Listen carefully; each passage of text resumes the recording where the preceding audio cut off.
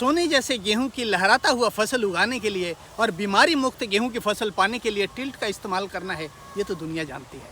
लेकिन गेहूं में खरपतवार प्रबंधन में खास तौर से अगर अड़ियल गुल्ली डंडा प्रबंधन की मैं बात करूं तो हमारे देश के किसान आए दिन भ्रमित हो जाते हैं। साथियों, गुल्ली डंडा हमारे गेहूं की फसल में सबसे ज़्यादा नुकसानदायक खरपतवार इसलिए है क्योंकि ये जो खरपतवार है इसका जो सीड पार प्लांट होता है, एक एक पौधे में लगभग 20 से 30 हज़ार तक पौधे हो सकते हैं। और इसकी जो जर्मिनेशन होता है, जैसे इस गेहूं की खेत में अगर इस साल गुल्ली डंडा हुआ है और 2 साल अगर हम बाद भी अगर हम देखते हैं तो इसकी जो जर्मिनेशन रहती है वो 96% रहती है 2 साल बाद भी। तो ये 2 कारण है जिसके वजह से गुल्ली डंडा हमारे गेहूँ उगाने वाले क्षेत्र में एक नेशनल इशू बनता चला जा रहा है। साथियों, गुल्ली डंडा को नियंत्रण करने के लिए हमारे गुल्ली डंडा या मंडूसी या गेहूं का मामा जो भी आप कहते हैं, इसको नियंत्रण करने के लिए अभी पिछले कुछ वर्षों से किसान क्लोडिना पॉप की जो पुड़िया होती है उसका इस्तेमाल करते थे। लेकिन ये जो खरपतवार था, ये जो खरपतवार नाशक है, ये खरपतवार नाशक पत्ती से काम करती है। लिहाजा सारे गुल्ली डंडा बाहर आने के बाद, यानी किसान जब दूसरे पानी लगा देता था उसके बाद इसका छिड़काव करते थे, जिससे ये फसल में काफ़ी, जब हम इसको नियंत्रण करते थे तो तब तक ये हमारे फसल में काफ़ी नुकसान कर चुका होता था। दूसरी बात है कि ये जो टेक्निकल था, ये टेक्निकल के ऊपर या मौजूदा जो रसायन है, मौजूदा रसायनों के ऊपर इसका प्रतिरोध पैदा हो चुका था। इसलिए एक हमारी आवश्यकता निकल के आई कि क्या हम ऐसी कोई गुल्ली डंडा नियंत्रण करने के लिए रसायन बना सकते हैं जो छोटी मंडूसी पे काम करे, नंबर 1। नंबर 2, ऐसी कोई रसायन क्या हम बना सकते हैं, किसानों को उपलब्ध करा सकते हैं जो अड़ियल गुल्ली डंडा को नियंत्रण करे। नंबर 3, ऐसी कोई क्या गुल्ली डंडा के साथ साथ ऐसी कोई क्या रसायन बना सकते हैं जो गुल्ली डंडा के साथ साथ जो चौड़ी पत्ती वाली खरपतवार है, उन चौड़ी पत्ती वाली खरपतवारों पे भी वो नियंत्रण कर सके।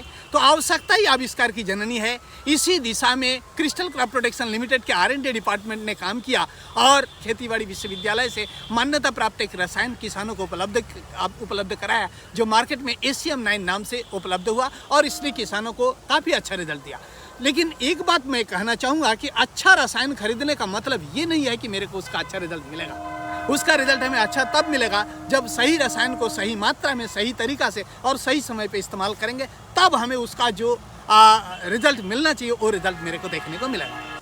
अब देखिए, ACM-9 का छिड़काव में एक पुराना वीडियो आपको दिखाने की कोशिश करता हूँ। कैसे स्प्रे किसान कर रहा है ये मैं आपको दिखा रहा हूँ। कितना अच्छा तरीके से स्प्रे हो रहा है, एक साथ स्प्रे करते हुए ये किसान आगे बढ़ते हुए आ रहे हैं। ACM-9 का स्प्रे बिल्कुल इसी तरीके से होना चाहिए। देखिए यहाँ पे कैसे किसान स्प्रे कर रहा है। ये स्प्रे करते समय जैसे जैसे गेहूं का लाइन है उसी लाइन में किसान चल के स्प्रे कर रहा है।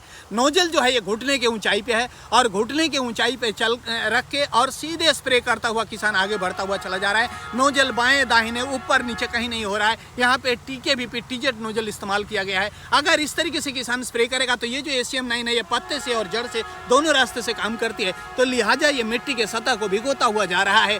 तो मिट्टी से भी काम करेगा, पत्ते से भी काम करेगा और किसान को अच्छा रिजल्ट मिलेगा। ये तो स्प्रे करने का तरीका रहा।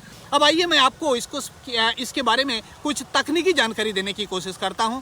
उसके बाद मैं दिखाता हूं, आपको कैथल लेके चलूंगा, वहां का किसान किस तरीके से रिजल्ट उसको मिला था ये मैं आपको दिखाने की कोशिश करूंगा। आपको गेहूं में क्या करना है, गेहूं में 21 दिन पे पानी लगाना है। 21 से लेकर 25 दिन के बीच में पानी लगाना है। इसके पीछे कारण क्या है? इसके पीछे कारण यह है, इस समय खुराक लेने वाली जड़ें पैदा हो रही है, ये आपको ध्यान देना है।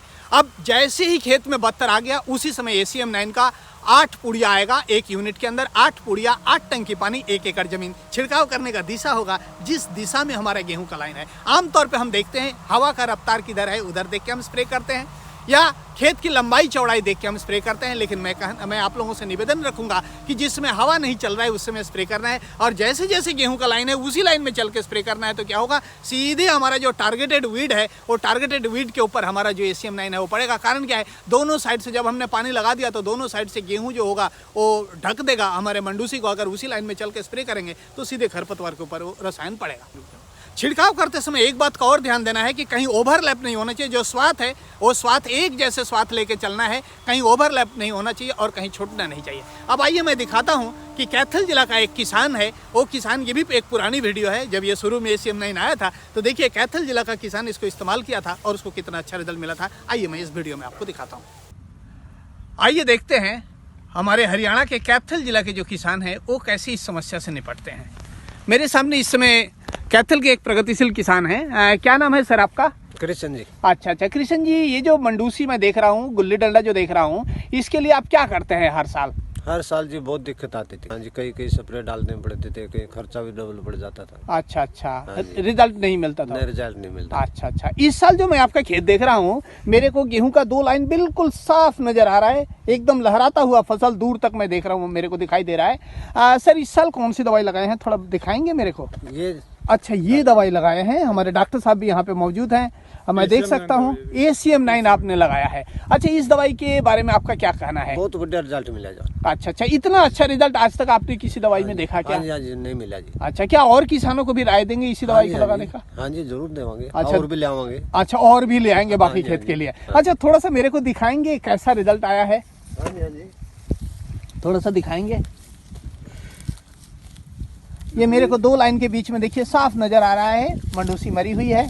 जिस समय आपने स्प्रे किया था, हाँ ये सारी मरी हुई है, जिस समय आपने स्प्रे किया था उस समय भी गुल्ली डंडा क्या गेहूं के बराबर था क्या? हाँ जी, बिल्कुल बराबर था। अच्छा अच्छा अच्छा, बहुत बढ़िया। आपका गेहूं इसी तरीके से लहराता हुआ रहे। हमारा जो ACM 9 है, ये पंजाब एग्रीकल्चरल यूनिवर्सिटी लुधियाना, हरियाणा कृषि विश्वविद्यालय और GB पंत कृषि विश्वविद्यालय से मान्यता प्राप्त है। आपका फसल इसी तरीके से मंडूसी मुक्त रहे, लहराता रहे, इसी शुभकामनाओं के साथ क्रिस्टल की टीम आपसे विदा लेती है। बहुत बहुत धन्यवाद। देखिए, ये एक बाथू है जिसे हम चिनोपोडियम एल्बम कहते हैं, बथुआ है। जब इसको हम उखाड़े हैं, ये बड़ा नाजुक होता है। देखिए, यहाँ से ये टूट के आया हुआ है, जड़ से टूट के आया हुआ, बहुत नाजुक होता है ये। लेकिन जब हम इसके ऊपर स्प्रे कर दिए हैं ACM 9, तो ये कैसे होता है ये देखिए, ये किस तरीके से ऐंठ गया है, ये आपको दिखाई दे रहा है। इसका जो तना है, ये तना कैसे मजबूत हो गया है, ये आपको दिखाई दे रहा है यहाँ पे, और ये जड़ सहित बाहर निकल के आया है। तो इसी तरीके से धीरे धीरे पीला पड़ के ये जो चौड़ी पत्ती वाली जो खरपतवार है, ये खत्म हो जाते हैं। और साथ साथ जो मंडूसी है, जो गुल्ली डंडा है, वो भी इसी तरीके से धीरे धीरे पीला पड़ेगा और पीला पड़ के ये खत्म हो जाएगा। नोजल की अगर मैं बात करूं तो कैसे नोजल से स्प्रे नहीं करना है, पहले ये मैं आपको दिखा दूं। देखिए, ये जो नोजल आप देख रहे हैं, हॉलोकोन नोजल, इस तरीके के नोजल से किसी भी कीमत पे स्प्रे नहीं करना है। अगर कोई क्रॉप कैनोपी को भिगो के स्प्रे करना है तो हम इस तरीके की नोजल का इस्तेमाल करते हैं। लेकिन अगर मेरे को हर्बिसाइड का स्प्रे करना है तो हमेशा फ्लैट फैन या फ्लैट जेट नोजल का इस्तेमाल करना है, जैसे मैं आपको यहाँ पे दिखा रहे हैं। ये जो नोजल है, ये नोजल आप देखिए, ये किस तरीके का नोजल होता है। इसका देखिए कैसे कटा हुआ है, इसका नाक कटा हुआ है, और ये हमेशा नीचे की तरफ करके स्प्रे करना है। ये कभी भी ऊपर की तरफ नहीं करना है, नीचे की तरफ करके करेंगे तो क्या होगा, इसमें हमें क्या सुविधा देखने को मिलेगा, जमीन की सतह को, पत्ते को और जमीन की सतह को भिगोता हुआ जाएगा। तो जैसे ही ये पत्ते पे पड़ेगा, पत्ते से भी काम करेगा, और जैसे ही खेत में नमी रहेगी तो ये नीचे जाएगा, जड़ से भी काम करेगा। हम ये नोजल यहाँ पे देखिए, ये भी नोजल दिखा रहे हैं, इसका मुंडी कटा हुआ रहता है, ये भी नीचे की तरफ करके और स्प्रे किया जाएगा। अगर इसे स्प्रे करेंगे तो सबसे अच्छा रिजल्ट मिलेगा। मेरा मानना है, अगर इसी तरीके से हमारे किसान साथी ACM 9 का इस्तेमाल करेंगे, सही समय पर इस्तेमाल करेंगे, तो उनको काफ़ी अच्छा है। मैं इस मंच के माध्यम से अनुरोध करूँगा, आप हमारे नज़दीकी विक्रेता बंधु से संपर्क करें, हमारे क्रिस्टल क्रॉप प्रोटेक्शन लिमिटेड के प्रतिनिधियों से संपर्क करें, अधिकारियों से संपर्क करें, उनसे सही जानकारी लें और सही समय पर ACM 9 का सही तरीका से इस्तेमाल करके आप अपना लहराता हुआ फसल पाएं। हाँ, याद रखिएगा, आगे चल के मोती जैसे दाना के लिए और बीमारी मुक्त गेहूँ पाने के लिए टिल्ट का इस्तेमाल करना है, जो विभिन्न कृषि विश्वविद्यालय से सिफारिश शुदा है। आज बस इतना ही, बहुत जल्दी आपसे मिलेंगे एक नए मुद्दे के साथ। तब तक के लिए मुझे इजाज़त दीजिए। बहुत बहुत धन्यवाद।